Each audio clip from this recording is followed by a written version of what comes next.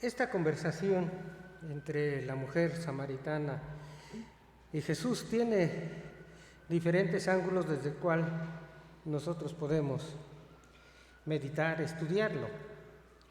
Uno de ellos es estudiar a Jesús como un gran comunicador.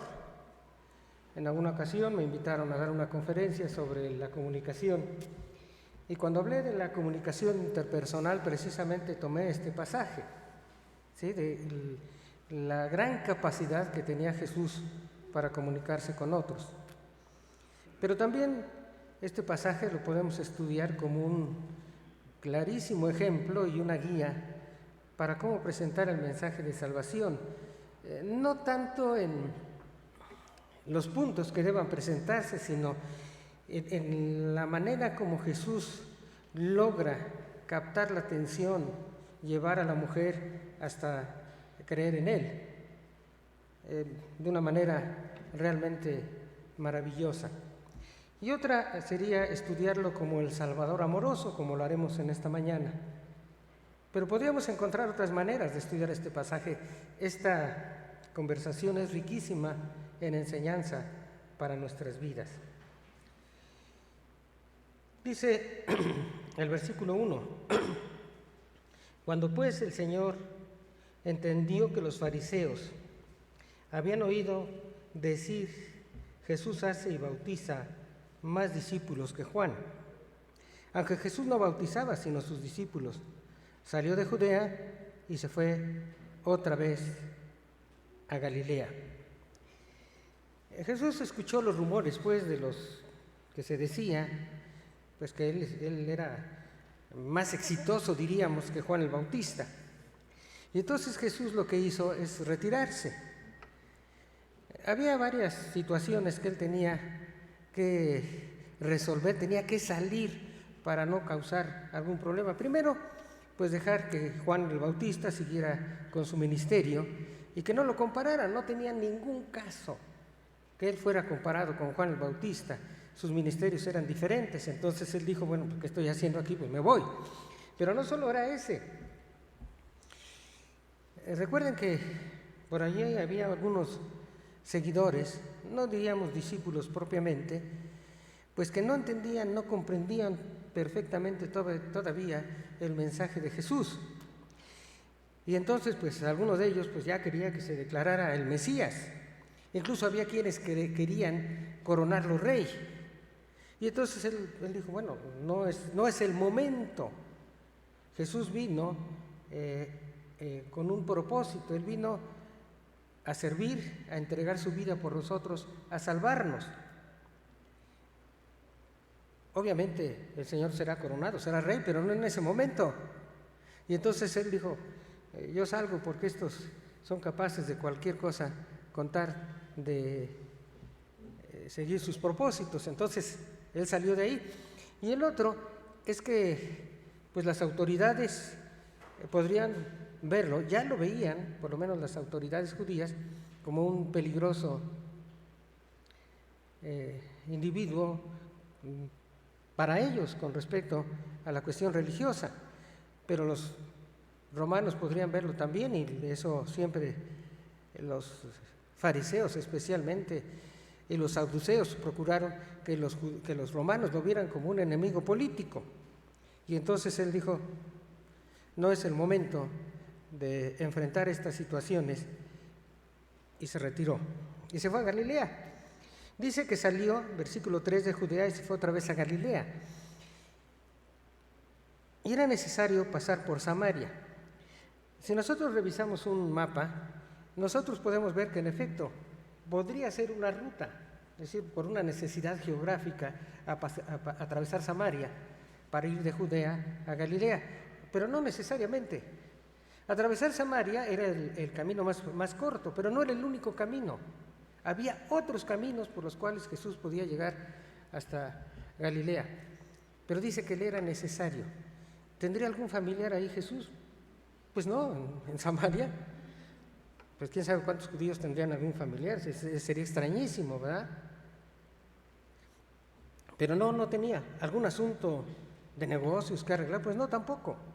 La única razón que nosotros encontramos por la cual Jesús atravesó Samaria era el propósito de ayudar a una persona, a unas personas, como lo veremos más adelante, que necesitaban de Él. Esa era la razón, esa era la necesidad que Cristo tenía de pasar por Samaria. Y bueno, dice versículo 5, que vino pues a una ciudad de Samaria llamada Sicar, junto a la heredad que Jacob dio a su hijo José. Y estaba allí el pozo de Jacob, así se le conocía. Entonces Jesús, cansado del camino, se sentó junto al pozo. Era como la hora sexta. Recordemos, bueno, pues que ellos iban a pie en el sol de Palestina durante el día. Imagínense, pues ya las horas que llevaban de camino cuando llegaron a esta ciudad. Él no entró a Sicar, él se quedó serán como 2,5 kilómetros antes de la ciudad de Sicar, donde se ha ubicado este pozo. Entonces, él se quedó allí, ¿sí? Él estaba cansado, tenía sed. Con esto nosotros podemos darnos cuenta que Jesús era totalmente hombre.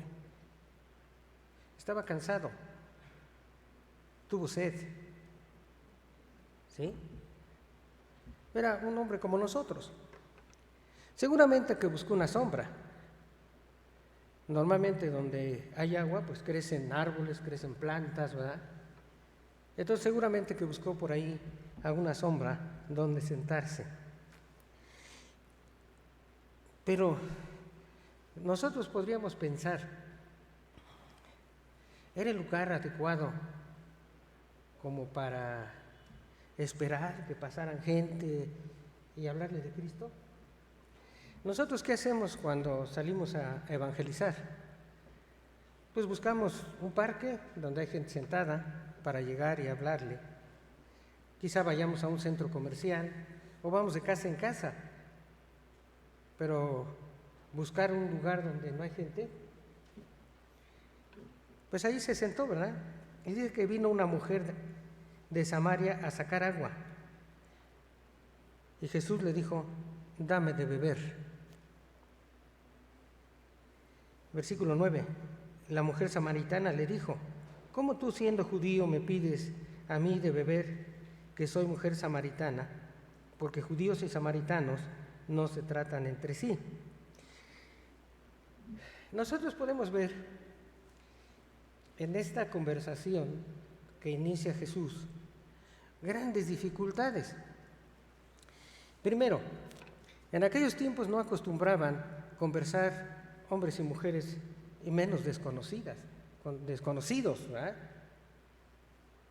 Y menos iba a conversar un hombre judío con una mujer samaritana. Este era un problema, pues digamos, de prejuicios. Había muchos prejuicios y había mucha enemistad además entre judíos y samaritanos. Nosotros recordemos que ellos, entre otras cosas, estorbaron a los judíos cuando ellos quisieron reconstruir la ciudad y el templo. Ellos no colaboraron. Además, los judíos no los dejaron, ¿verdad? Por otro lado, los consideraban un pueblo inmundo, porque se habían mezclado. Cuando el pueblo judío fue llevado cautivo a Babilonia, se quedó una población ahí y estaban solos. Entonces tenían que defenderse de todos los animales, los otros pueblos. Entonces esos judíos empezaron a mezclar con gentiles y acabó siendo un pueblo, una mezcolanza ahí entre judíos y otros pueblos. Entonces por eso no se querían. Esa era una de las razones. Incluso los judíos despreciaban, fíjense, a tal grado a los samaritanos que consideraban que sus mujeres eran inmundas permanentemente, porque decían los judíos, ¿verdad?, que ellas menstruaban permanentemente. Fíjense ustedes hasta dónde llegaban sus ideas y se odiaban mutuamente. Entonces, tener una conversación, pues era algo prácticamente imposible. O sea, había problemas culturales, sociales, muchísimos prejuicios. Y sin embargo, Jesús empieza la conversación con esta mujer. Le dice, dame de beber. Ahora, recuerden que dice la Escritura, ustedes pueden ver, que Jesús estaba sentado. Entonces, ¿cómo vio a la mujer? Hacia arriba. Lo hizo de la manera más humilde, reconoció su necesidad y le pidió un favor. Y la mujer pues inmediatamente reaccionó y lo vimos. ¿Cómo tú siendo judío me pides a mí de beber? Yo soy mujer samaritana. Ella se daba cuenta de ese problema, porque judíos y samaritanos no se tratan entre sí. Algunos dicen que esta es una aclaración que hizo Juan el Bautista, Juan el Evangelista. Sin embargo, otros dicen que no, que quien dijo esto, porque judíos y samaritanos no se tratan entre sí, fue la misma mujer samaritana. De cualquier manera, aunque no lo hubiera dicho, con lo otro que dijo es suficientemente claro para darse cuenta que no se llevaban, que había serios problemas para conversar. Jesús pasa por alto este rechazo, diríamos, o esta dificultad, esta actitud evasiva que tuvo la mujer, y le dice, si conocieras el don de Dios, perdón, antes de esto, la mujer hizo la respuesta que dio, diríamos que era la respuesta correcta por las condiciones en que vivían judíos y samaritanos, Si cualquier mujer samaritana hubiera contestado así, incluso algún hombre, claro, hubiera omitido lo de mujer, pero hubiera dicho, ¿cómo me pides a mí si yo soy samaritano? Eso fue, era lo natural. Jesús lo pasa por alto y entonces le dice, si conocieras el don de Dios y quién es el que te dice, dame de beber, tú le pedirías y él te daría agua viva. La mujer le dijo, Señor, no tienes con qué sacarla y el pozo es hondo. ¿De dónde pues tienes el agua viva? ¿Acaso eres tú mayor que nuestro padre Jacob, que nos dio este pozo, del cual bebieron él y sus hijos y sus ganados? Jesús pasa por alto eso y entonces le dice, si supieras quién soy, tú me pedirías agua y yo te daría agua viva. Más adelante vuelve todavía a describir más el agua. Entonces la mujer no entendió a qué se refería Jesús con esto de agua viva. Y entonces ella ya pensó, bueno, pues, si me está pidiendo de beber y dice que me va a dar agua, ¿cómo la va a sacar si no tiene con qué? El pozo de Jacob estaba considerado como uno de los pozos más hondos de toda Palestina. Pero además de eso, se consideraba que era el agua más pura, precisamente porque se obtenía de la profundidad. Y ella se extrañó, ¿sí? Y por eso hace esta pregunta. Ahora, antes de seguir adelante, ¿ya observaron ustedes que se trata de un diálogo, de una conversación? Jesús habla, la mujer responde.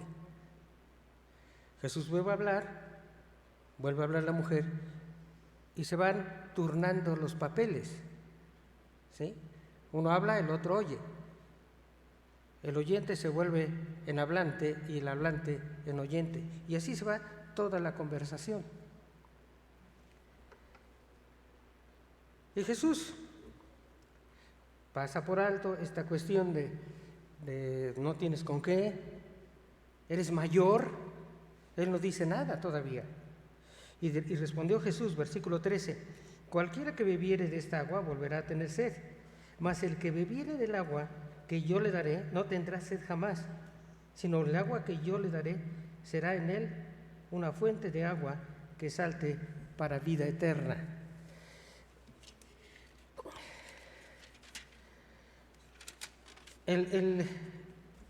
Esta descripción que hace Jesús más completa del agua que ofrece, es una figura muy bonita. Miren, dice que va a saltar, pero si ustedes ven, el griego dice que va a saltar, pero a borbotones. Hay ríos, pues, que empieza a salir el agua así como una pequeña, como un hilito nada más. Pero hay otros ríos que no. No sé si alguno de ustedes alguna vez fue a Huedionda. No sé cómo esté ahora, hace muchos años que no voy, y además dicen que con el temblor del 2017 se cambió mucho esa situación.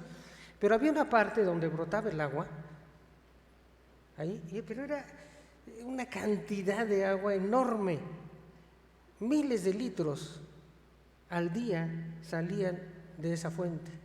Pero parecía una cascada, la prepararon ahí en esa alberca como una cascada.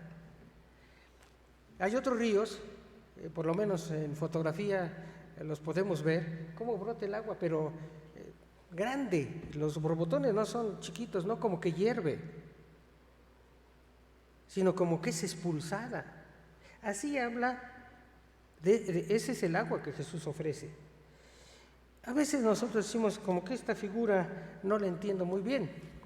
Hay un principio de interpretación bíblica que dice que la Biblia se interpreta a sí misma. Y así es. A veces nosotros andamos buscando explicaciones fuera, cuando la Biblia tiene la misma explicación.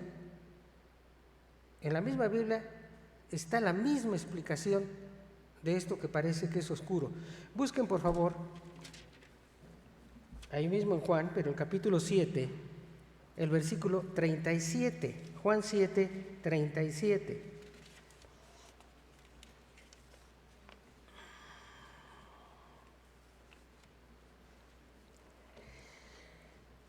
Dice: en el último y gran día de la fiesta, Jesús se puso en pie y alzó la voz diciendo: si alguno tiene sed, venga a mí y beba. Dice: el que cree en mí, como dice la Escritura, de su interior correrán ríos de agua viva. ¿Saben cuál es el agua? Pues Jesús mismo.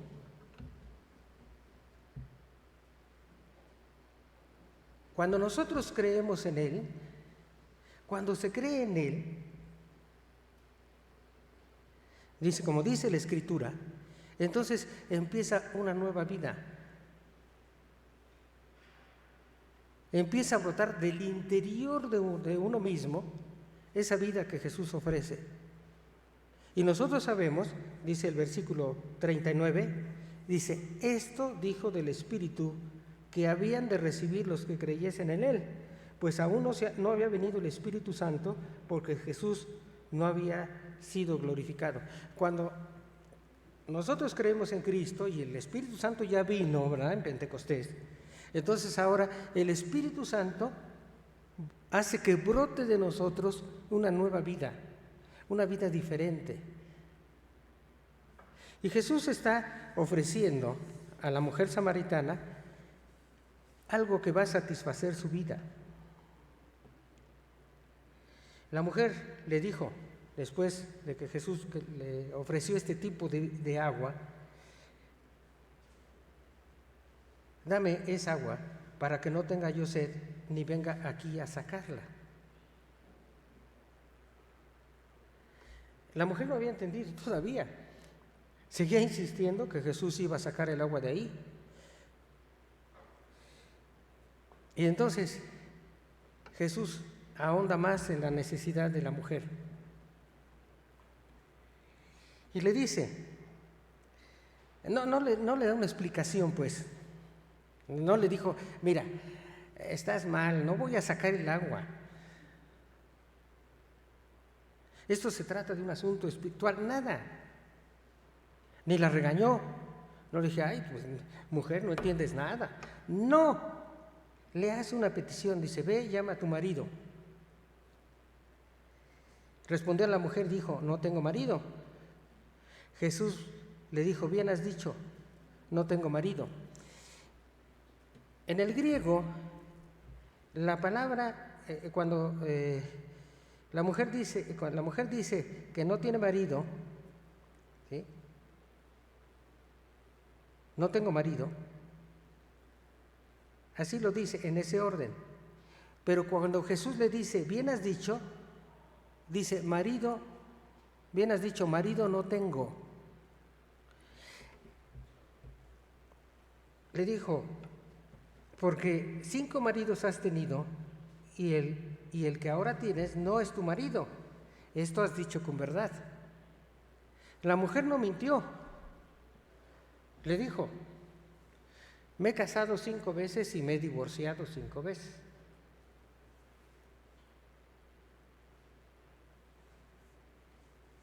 Pero el que tiene, Jesús le dice: ese no es tu marido. Sí es marido, pero de otra. Eso es lo que quiere decir. Es decir, que se había casado 5 veces, se había divorciado 5 veces y ahora vivía en adulterio. Entonces la mujer le dice: Señor, me parece que tú eres profeta. Reconoce que él podría ser alguien que hablaba en el nombre de Dios, porque eso es lo que significa profeta. Profeta es uno que habla en lugar de otro, pero especialmente uno que habla en nombre de Dios, en el lugar de Dios, con la autoridad de Dios. Recordarán ustedes que cuando Moisés se negaba a encabezar al pueblo judío para ser libertado y no quería ir a ver al faraón, Dios le dijo que Aarón, su hermano, sería su profeta de Moisés, que hablaría en lugar de él, con la autoridad de él. Y esto es lo que la mujer dijo.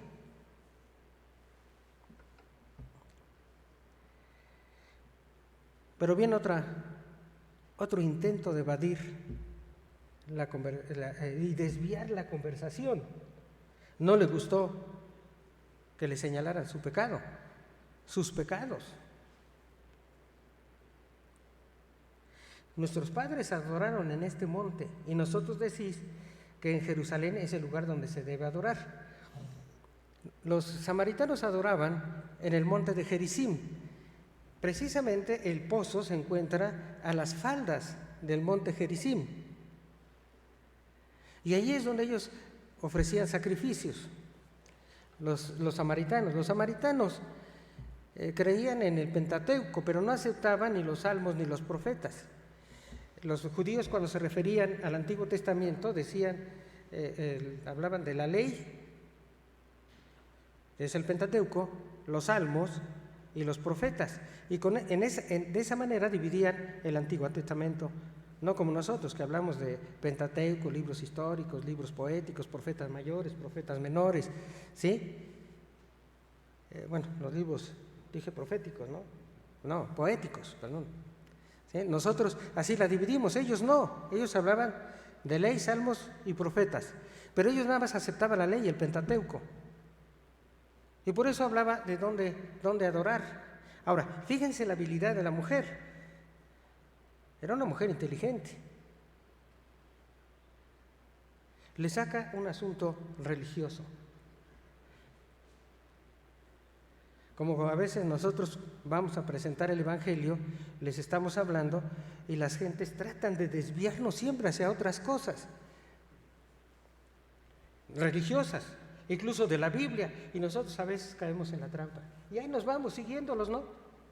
En una discusión inútil. Jesús no. Pero tampoco, ahora sí que, como dicen los muchachos, le dé el avión. No, retoma lo que la mujer dijo para seguir y completar el plan que él tiene sobre la salvación de esta mujer. Jesús le dijo, versículo 21, mujer, créeme, que la hora viene cuando ni en este monte ni en Jerusalén adoraréis al Padre. Vosotros adoráis lo que no sabéis. Nosotros adoramos lo que sabemos, porque la salvación viene de los judíos. Mas la hora viene, y ahora es cuando los verdaderos adoradores adorarán al Padre en espíritu y en verdad, porque también el Padre, tales adoradores buscan que le adoren. Dios es espíritu, y los que le adoran en espíritu y en verdad es necesario que le adoren. Jesús lo primero que le dice, bueno, es que no necesitamos un lugar especial para adorar a Dios. Dios es espíritu. Nosotros lo podemos adorar aquí. Lo podemos adorar en nuestra casa, en un bosque, donde quieran, hermanos. No estoy diciendo que no vengan a la iglesia, no vayan a tomar a mal. No, lo que estoy diciendo es que a Dios lo podemos adorar donde sea, pero hay una adoración que es necesaria para nosotros, que es la adoración comunitaria, y por eso nos reunimos a adorar a Dios. Dios quiere que nos reunamos, que estemos juntos para adorarle. Es otro tipo de adoración y la necesitamos, hermanos. Pero le está diciendo, Dios es espíritu. No necesitamos ni el monte Gerizim ni Jerusalén, porque Dios es espíritu. Pero luego le dice, vosotros adoráis lo que no saben. Y no lo podían saber porque no tenían la revelación que hasta esos días ya se había dado. Ya estaba escrito hasta Malaquías, y ellos solo aceptaban el Pentateuco. A partir de Josué, ellos ya no lo aceptaban. Entonces, en realidad no sabían, creían saberlo. Y ahora es más, todavía les dice, ¿verdad?, que ellos, los judíos, sí saben adorar. Y lo saben por una razón, porque tenían, ¿verdad?, hasta ese momento todo lo que era el Antiguo Testamento. Y por eso dice, la salvación viene de los judíos. Y ellos no lo sabían, porque se habían habían recortado la Escritura. Pero pues luego pasa algo muy importante. El adorador dice que es necesario que adore en espíritu. Esto quiere decir que los verdaderos adoradores solo son aquellos que han nacido de nuevo. ¿Sí? Solo ellos. Los otros no pueden. Están muertos espiritualmente. Necesitamos la vida espiritual que nosotros obtenemos cuando recibimos a Cristo y el Espíritu Santo viene a morar en nosotros. Eso es lo que Jesús está diciendo. Ese tipo de adorador es el que Dios quiere. Pero además de eso, dice, en verdad es necesario que adoren en espíritu y en verdad. Muchas veces nosotros hemos oído que la adoración, en verdad, quiere decir en la adoración sincera. Sí, debe ser sincera, hermanas. Claro que debe ser sincera. Pero no es exactamente lo que está diciendo Jesús aquí. Lo que está diciendo es que lo tenemos que adorar de acuerdo a la verdad revelada en las Escrituras. ¿Sí? Y sinceramente las dos cosas. Un escritor dijo que cuando algunos interpretan este pasaje diciendo que Jesús dijo que la adoración ahora iba a ser sincera e informal. Dice que esa es una interpretación pero muy superficial. Sí, debe ser sincera, debe ser de corazón, pero debe ser de acuerdo a lo que dice la Escritura. Ahora se produce muchísima música. Bueno, siempre se ha producido mucha música en la iglesia. Y siempre ha habido música buena, pero a veces con letras muy malas. Hay música religiosa muy bonita, pero con unas herejías, hermanos.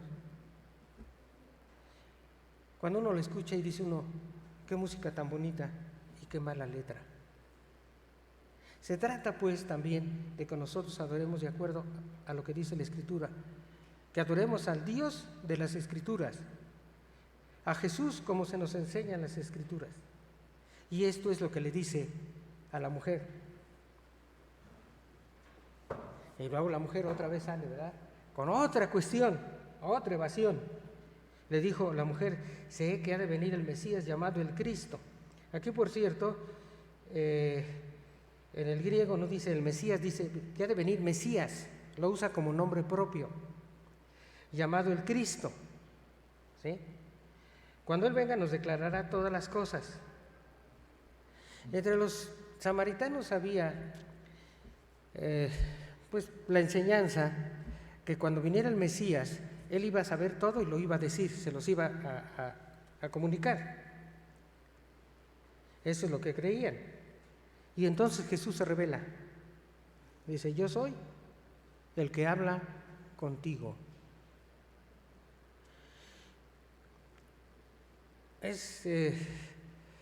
No se había revelado Jesús así, como el Mesías. Y es que era un gran riesgo. Si Él hubiera en Judea se hubiera revelado como el Mesías, lo agarran y lo coronan. Y Él sabía que entre los samaritanos no iba a suceder eso. Por eso lo hace. Y lo hace además porque esto es lo que vino finalmente a impactar a esta mujer. Porque dice el versículo 28, bueno, llegaron sus discípulos y vean otra vez cómo se dice que se maravillaron de que hablaba con una mujer, porque no se hablaba con mujeres desconocidas. Ellos se asombraron, pero no dijeron nada. Y entonces la mujer aprovecha ese momento, deja el cántaro y se va. Y se fue a la ciudad y dijo a los hombres, seguramente que fueron los primeros hombres que se encontró cuando llegó a la ciudad: venid y ver a un hombre que me ha dicho cuánto me he hecho, ¿no será el Cristo?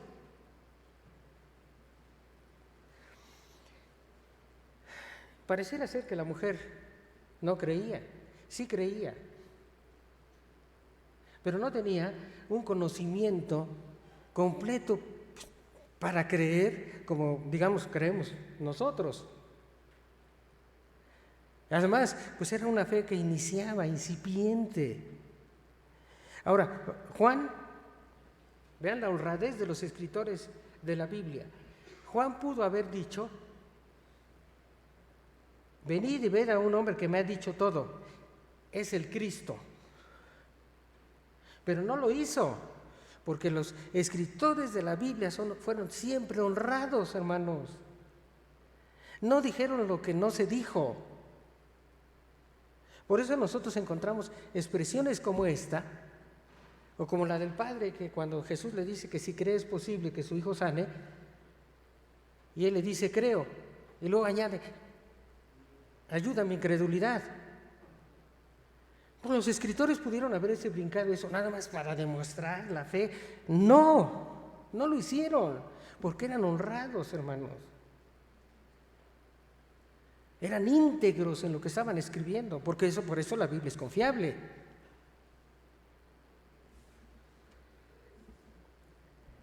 La mujer creyó.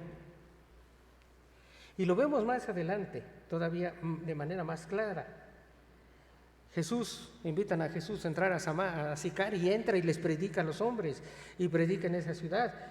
Y entonces dice, versículo 41, y creyeron muchos más por la palabra de él. Y decían a la mujer, ya no creemos solamente por tu dicho, porque nosotros mismos hemos oído y sabemos que verdaderamente este es el Salvador del mundo, el Cristo. Claro que creyó.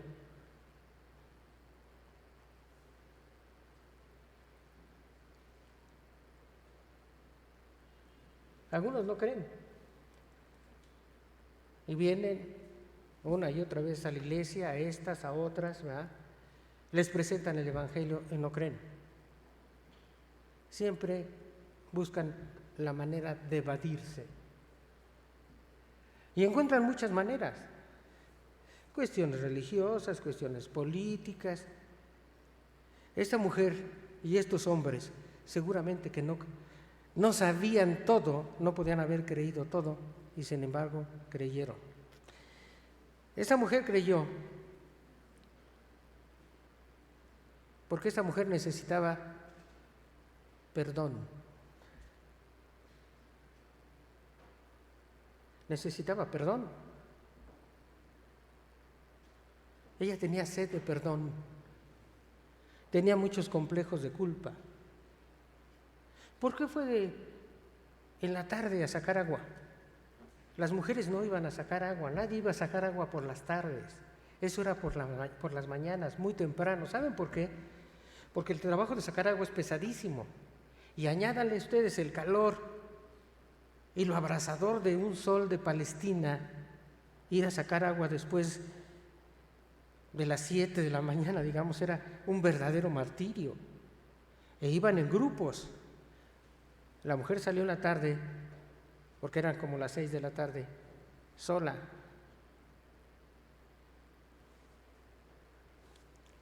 Se había autodevaluado por todos los pecados que había cometido, sus divorcios y su adulterio. Entonces tenía un gran complejo de culpa y se ocultaba. Tenía sed de perdón. No tuvo nunca fuerza para cambiar su vida. Yo digo, un divorcio, bueno, muchos hombres y mujeres se equivocan. 5 son muchas equivocaciones, ¿no les parece? Pero ¿saben también qué es? Soledad. La mujer estaba sola y no sabía llevar esa soledad. Yo tuve un maestro, se casó 7 veces y se divorció 7 veces. Murió solo. A su sepelio, me contó uno que también había sido su alumno y éramos compañeros entonces en la universidad, dice, fuimos el director y yo al sepelio. No fue nadie más, ni al velorio. Murió solo. Y esta mujer iba para allá, sola.